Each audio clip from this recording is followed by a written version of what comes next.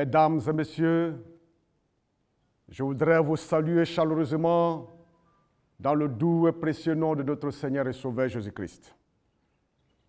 Que la paix de Dieu donc soit sur vous en ce jour. Je suis très heureux de me tenir devant vous pour parler de la part de notre Dieu et narrer l'expérience d'une personne, l'histoire d'une femme. L'histoire qui est remplie de beaucoup de leçons pour nous, de consolation, de réconfort et d'encouragement.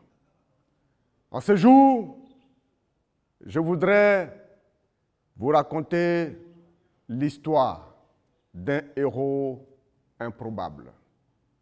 Et le texte de notre méditation, de ce message, se situe dans le livre de Ruth, au chapitre 1, versets 1 et 2.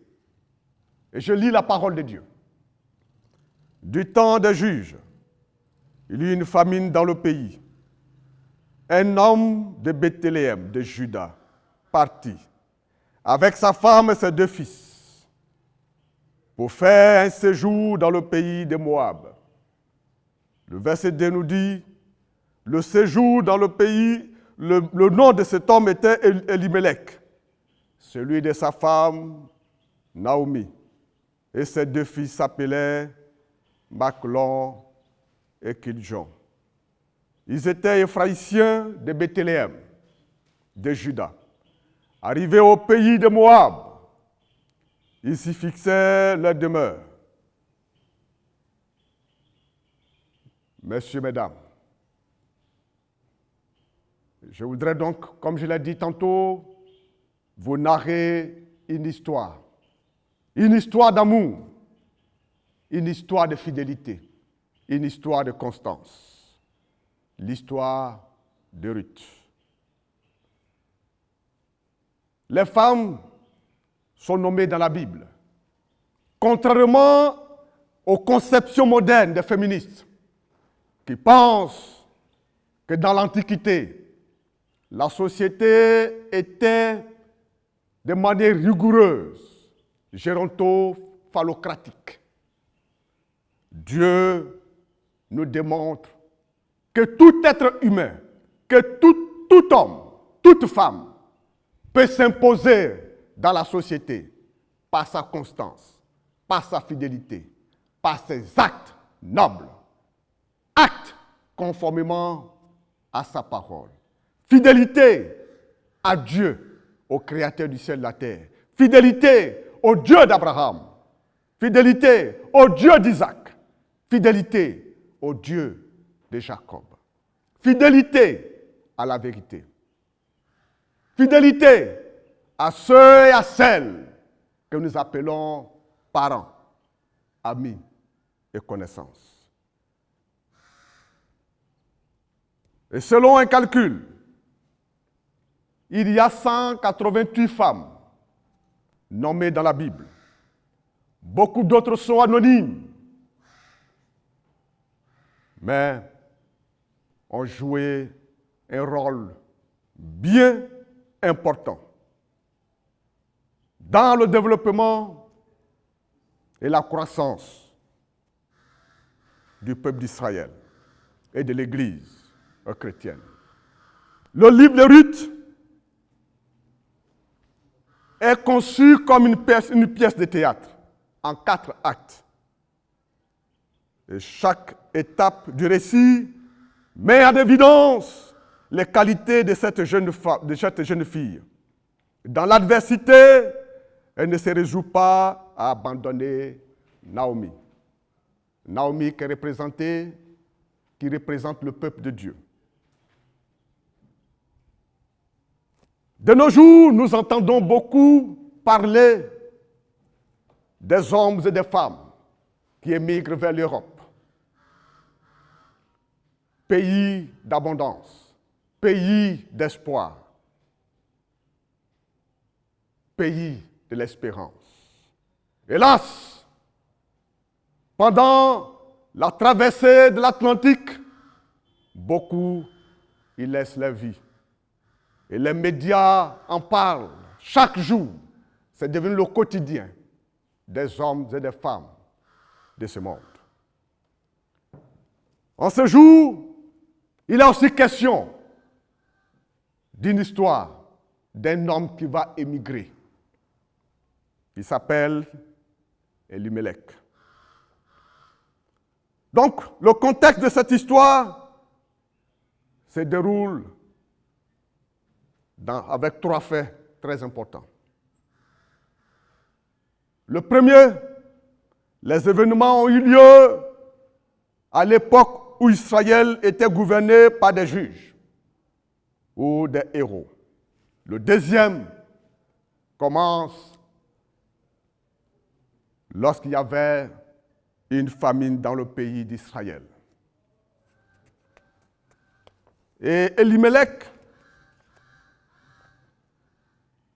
pressé par la famine, mis à l'épreuve par l'adversité, par le manque de nourriture, est obligé d'émigrer. Or, l'immigration n'est pas donc un mouvement actuel. L'immigration a toujours existé. Mais ce qui est intéressant dans l'histoire de cet homme, dans son histoire d'immigration, c'est qu'à travers cette histoire, Dieu nous donne l'espoir. Elimelech, donc, amène sa famille dans un pays étranger. Cette famille quitte Bethléem pour se rendre à Moab. Messieurs, mesdames, la vie, parfois, nous réserve des surprises. Elimelech est un homme de Juda, un homme d'Israël. Israël est le peuple de Dieu, pays béni par Dieu, peuple que Dieu a conduit en le libérant de l'esclavage de l'Égypte pour aller le planter à Canaan. Nous pouvons percevoir dans les différents noms de cette famille l'adversité qu'elle a connue, les différentes fortunes qu'elle a vécues, les différentes histoires qu'elle a vécues. Elimelech, Dieu est roi. Oh, certainement que cette famille était heureuse dès le début. C'est pourquoi on dit Dieu est roi. Mon Dieu est roi. Puisqu'il pouvoir, puisqu'il me bénit, mon Dieu est roi. Et le nom de la femme, Naomi, la douceur. Qu'est-ce que la vie est douceur? Oh, qu'est-ce que la vie est bonne? Qu'est-ce que la vie est douce? Tous ces noms relatent l'expérience heureuse de cette famille. Messieurs, mesdames, dans ce monde, d'autres, on traverse donc parfois le haut et le bas de leur existence. En Afrique, parfois on baptise les enfants suivant l'expérience que la famille vit. Je connais un ami qu'on a surnommé Fourmi Rouge. Fourmi Rouge parce que le couple éprouvait des difficultés d'enfantement. Et donc, on a donné ce nom pour espérer avoir encore d'autres. Je connais notre ami qui s'appelle Zo. Zo, dans sa langue, signifie la poubelle. Pourquoi la poubelle? Parce que certainement ses parents ont eu beaucoup de problèmes d'enfantement. Lorsqu'ils faisaient des enfants, les enfants mouraient. Ils ont décidé, lorsqu'ils ont eu ce seul enfant, de donner le nom de poubelle, Zo, pour dire, qu'est-ce que tu viens faire encore? Viens-tu pour nous éprouver? Viens-tu pour nous mettre dans l'amertume? Messieurs, mesdames, où qu'on soit, quel que soit le lieu où nous sommes, quelle que soit l'économie que nous vivons, que ce soit les circonstances heureuses ou malheureuses, nous souffrons ou nous nous réjouissons de la même manière. Cette histoire nous fait comprendre que les réalités en Israël, les réalités en Orient sont presque aussi les mêmes en Afrique, en Europe, aux États-Unis ou encore en Australie.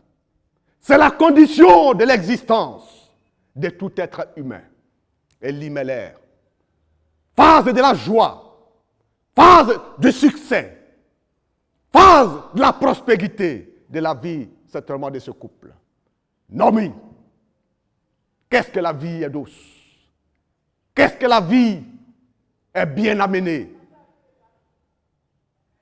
Mais avec le temps, des difficultés vont se pointer à l'horizon et cela va se sentir dans le nom de ses enfants. Malon et Kiljon. Messieurs, mesdames, telle est notre destinée sur cette terre. Elimelech quitte Israël, pays béni de Dieu, pays de Dieu, et précisément, il quitte Bethléem. Bethléem, comme le disent les Juifs. Beth signifie la maison. Léhem signifie le pain. Il y a donc famine dans la maison de pain. Quel contraste. Il y a difficulté dans le pays de Dieu. Difficulté et famine, épreuve et douleur dans la maison de pain. Cet homme est obligé d'émigrer. Comme le font aujourd'hui beaucoup de jeunes Africains. Pour aller à la quête d'un mieux-être dans les pays occidentaux. Là où on pense trouver la solution à ces problèmes. Le monde a toujours fonctionné ainsi. Lorsqu'il y a difficulté dans un lieu précis, l'homme cherche la solution dans un autre lieu. Elimelech part donc avec sa famille dans un pays étranger, Moab.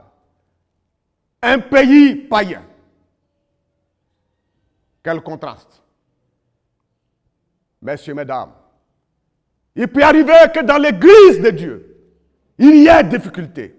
Il peut arriver que dans l'église de Dieu, nous soyons éprouvés. Il peut arriver que dans l'église de Dieu, vous ayez des épreuves. Et vous êtes tentés d'aller dans le monde. C'est pourquoi, en tant que chrétiens, nous devons apprendre à respecter ceux qui ne font partage pas notre foi. Nous devons apprendre à respecter ceux qui ne sont pas chrétiens. Parce qu'ici, Elimelech et sa famille qui représentent la chrétienté sont obligés d'aller chez les Moabites, un peuple païen. La famille d'Elimelech quitte donc la maison de pain, puisqu'il y a manque, la maison de bénédiction, pour aller dans un pays étranger, Moab, à la quête d'un mieux-être, de la nourriture.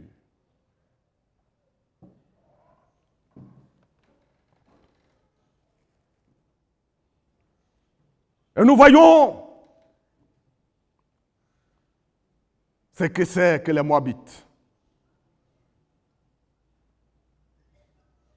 Selon Genèse 19, verset 30 à 38, l'ancêtre des Moabites était un Hébreu du nom de Lot.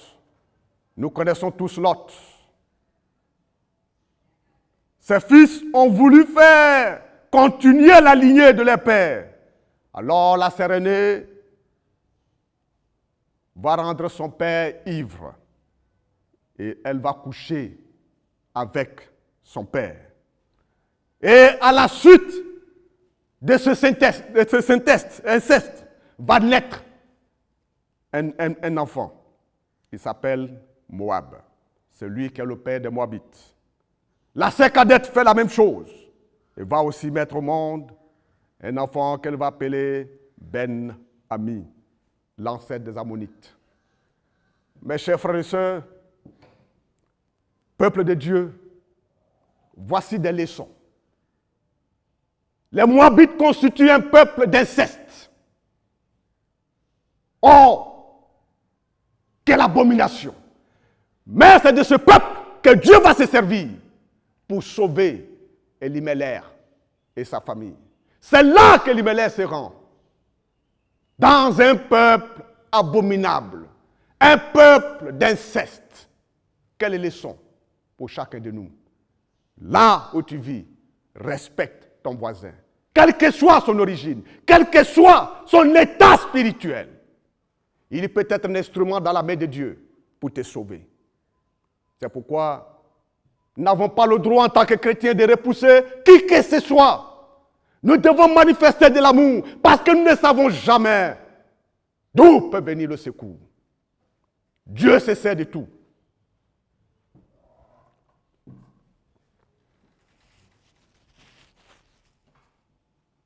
Souvent en conflit avec Israël. Moab était souvent en conflit avec Israël. Malgré que les Moabites et Israël soient cousins, ils étaient souvent en conflit. Moab fut très inquiet en voyant ces peuples si nombreux. Moab prit donc de panique à la vue des fils d'Israël. Nombre 22, verset 3, version Tob. Balak, fils de Zippor, roi de Moab, surgit pour faire la guerre à Israël. Josué 24, verset 9. Pendant 18 ans, les Israélites ont été sous le pouvoir d'Églon, roi de Moab. Juge 3, verset 14. Nous avons une introduction pathétique. Du temps des juges, une famine dans le pays. Ruth 1, verset 2. Un homme nommé Dieu est roi. Voilà comment commence le verset. Un homme nommé Dieu est roi, qui était du clan d'Ephrata, vivait dans la maison de pain en Juda avec sa femme douceur et les 2 fils maladifs et tuberculeux. Ils sont allés vivre pendant un certain temps dans le pays de Moab. Dieu est roi, est obligé de quitter son pays, est obligé de quitter dans la maison de pain avec sa femme douceur, mais en même temps ayant à sa suite les douleurs de la vie, les épreuves de la vie, caractérisées par le nom de ses 2 fils, Mahlon et Kilion. Maladif et tuberculeux. Contraste. Messieurs, mesdames, la vie est une dialectique. C'est pourquoi nous devons faire attention.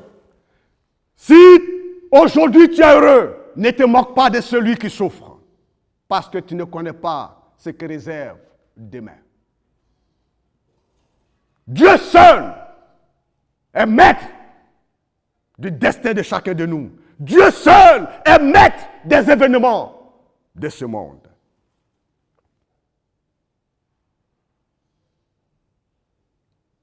Nous voulons voir la signification des différents noms pour que nous puissions comprendre. Elimelech, comme je l'ai dit, signifie « mon Dieu est roi ». Eli-Melech. Nomi signifie douceur, heureuse. Mahlon, maladif, fièvre. Chilon, tuberculeux. Et comme le malheur ne vient pas parfois tout seul, le mari va mourir. Dieu règne, Dieu est roi. Elimelech va mourir. Et à sa suite, les 2 fils, maladifs et tuberculeux. C'est comme si il y avait déjà un programme dans la vie de ces enfants. Quelle douleur pour une femme aussi faible. Non seulement elle a perdu son mari, mais elle va encore perdre ses 2 enfants. Seul espoir pour elle. Et elle est maintenant sans espoir. Messieurs, mesdames, certains d'entre nous souffrent sérieusement. Certains d'entre nous souffrent cruellement. Nous devons avoir de la compassion pour les autres. pour ceux qui sont dans la souffrance. Ce n'est pas de leur faute. La vie est ainsi faite. Le malheur peut frapper à tout moment. C'est pourquoi quand tu vois ton frère, quand tu vois ta soeur dans le malheur, ne t'estime pas heureux. Ne te frappe pas la poitrine. Ne dis pas que c'est parce que tu as de l'intelligence que tu réussis. Ne dis pas c'est parce que toi tu as du génie ou encore que tu fais du bien. La vie peut-être aujourd'hui à son haut où tu pourrais être dans le bonheur et demain, patatrac, le malheur peut frapper. Il y a certains d'entre nous qui souffrent cruellement. C'est pourquoi nous devons aider ceux qui souffrent près de nous. Nous devons aider ceux qui ont besoin d'aide. Nous devons consoler ceux qui languissent. Et après la mort de ceux-là, Dieu va se souvenir de son peuple. Elimelech, Dieu est roi. Dieu règne. Quelle que soit la difficulté, quelle que soit la nuit, quelle que soit la durée de la nuit, le jour poindra. Dieu va se souvenir de son peuple. Il va donner le pain à Bethléem. La maison de pain va être encore remplie, de nouveau remplie, débordée. Et c'est là alors que Naomi, qui va changer son nom à cause des difficultés, à cause de la douleur, et s'appeler Mara, l'amertume, va retourner avec Ruth. Ruth qui veut dire amitié. Chaque personne est en fonction de sa personnalité. Ruth signifie amitié. Donc, symbole de la fidélité. C'est pourquoi Ruth va suivre sa belle-mère jusqu'en Israël, dans un pays étranger, un pays inconnu. Mais Ruth avait déjà la foi. C'est aussi une leçon pour chacun de nous. Ne nous moquons pas de ceux qui sont encore dehors. Il y a des hommes et des femmes qui attendent seulement d'entendre la vérité, d'entendre l'évangile de Jésus-Christ, et qui peuvent nous dépasser dans la foi. Il y a des hommes et des femmes qui sont constants à leur conscience, fidèles à la petite vérité que Dieu leur a révélée. Donc nous devons respecter tout le monde. Nous connaissons tous l'histoire. Tout est bien qui finit bien. Lorsque Naomi retourne avec Ruth, et dans ce livre, nous avons aussi la manière de voir le lévira. Tout le processus de lévira. Ruth va devenir la femme de Boaz. Boaz qui signifie établi en force. Dieu est établi en force. Il est le rocher des siècles. Et ainsi donc, l'histoire de Ruth va recommencer. L'histoire de Naomi va recommencer. L'amertume va se changer à Naomi, douceur, joie, félicité. Notre Dieu règne. Tu es découragé ce matin? Tu es déçu de la vie? Tu as envie de quitter l'église parce que tu penses que Dieu ne fait pas attention à toi. Parce que tu penses que le Dieu d'Israël n'est pas tout puissant. Il est Elimelech, le Dieu qui est roi, mais il est aussi établi, fidèle. Aucune difficulté ne peut le faire bouger. Aucune épreuve ne peut le déraciner. Dieu est établi. Dieu est établi. Il est le premier, il est le dernier. Il est l'alpha et l'oméga. Dans ce monde, c'est Dieu qui aura le dernier mot. Certainement, tu es découragé. Certainement, tu es déçu. Tu viens abandonner. Laisse-moi te dire que tu n'es ni le premier ou ni la première, ni le dernier, ni la dernière. Il y a des hommes et des femmes qui ont été avant toi. Il y aura toujours des hommes et des femmes qui vont vivre l'adversité. Mais garde la foi en Dieu. Garde la foi dans le grand Dieu d'Israël. Il est roi, il règne. Quelles que soient les difficultés, quelle que soit l'adversité, il est roi des rois, le Seigneur des seigneurs. Il est établi. Il est établi. Solidement établi. C'est lui qui a le dernier mot sur ta vie. Ne sois pas découragé. Ne sois pas déçu.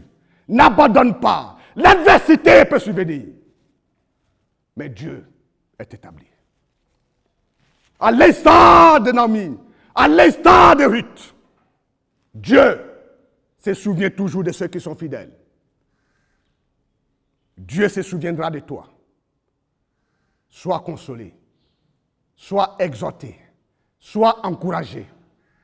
Tiens fort la main de Jésus-Christ, le vainqueur des nations.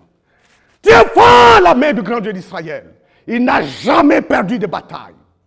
Il est le vainqueur. Il vient à ton secours. Il se moque des difficultés. Elimelech, l'histoire d'un héros improbable. Ruth, de par sa fidélité, s'est imposée dans cette société. De par sa constance, par son sérieux, par sa foi dans le grand Dieu d'Israël, s'est imposée dans la Bible. Dans un monde géronto-phallocratique. Je veux dire, un monde où le pouvoir appartient aux hommes âgés et aux vieillards. La lutte pour le genre doit d'abord commencer par là. Si tu es une femme, si tu veux t'imposer, ce n'est pas par la force, mais c'est par la constance au grand Dieu d'Israël. Par la constance à tes amis, à tes parents, à ton entourage. Par la fidélité à la parole de l'évangile. Par ton engagement. Par ta consécration totale à la parole de Dieu. Alors, tu seras reconnu dans la société où tu vis. Ce n'est pas parce que tu cries que tu vas t'imposer. Ce n'est pas parce que tu vas beaucoup bavarder que le monde va te reconnaître. Le monde reconnaîtra toujours tous ceux qui sont fidèles. Tous ceux qui ne trahissent jamais, comme Ruth. Et à cause de sa constance, ce livre porte son nom. C'est les leçons de la vie. Jésus revient bientôt. Jésus revient bientôt. Jésus revient bientôt. Le vainqueur des nations va se lever. Es-tu prêt? Vas-tu rester fidèle malgré l'adversité? Bientôt ton nom, marrant ou l'amertume, va se changer en douceur. La paix. Shalom. Que Dieu vous bénisse. Au nom de Jésus. Amen.